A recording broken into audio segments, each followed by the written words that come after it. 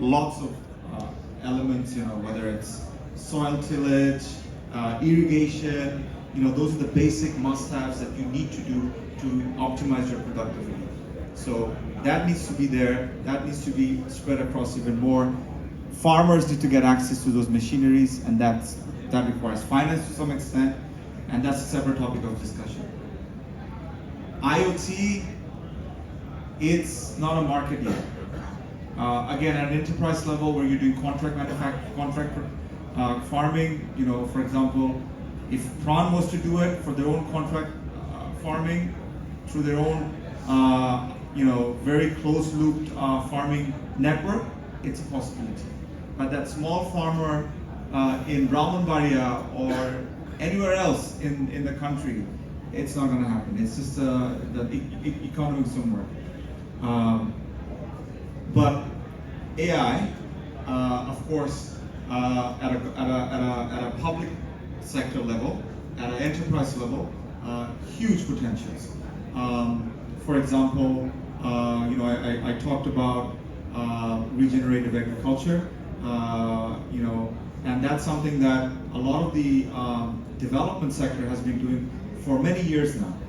But what's been missing is what we call the monitoring and the verification side of it, right? And that requires data, right? So for example, I know that a lot of those development projects focused on helping farmers to adopt those practices. Now, what those practices do is essentially increases soil quality, improves the carbon, the amount of carbon in the soil, and what it happens is the concept is carbon sequestration, right? So, how do you start tracking that? Once you can start tracking that through using, satellite imagery, then that's when the application of AI comes in. You can start predicting your soil quality, the weather, all these elements, the dynamics that come into play for your production output is all dependent on those variables, right? So there is a lot of tech that's been built, and the application for those I see reside with, for example, the Bangladesh government, the Agricultural Extension Office could be using it to understand what is the production of rice going to be. Do I need to import? This year, how much do I need to import, right?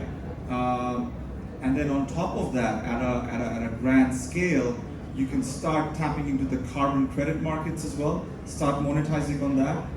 You can do that through your cropping. You can do that through forestry.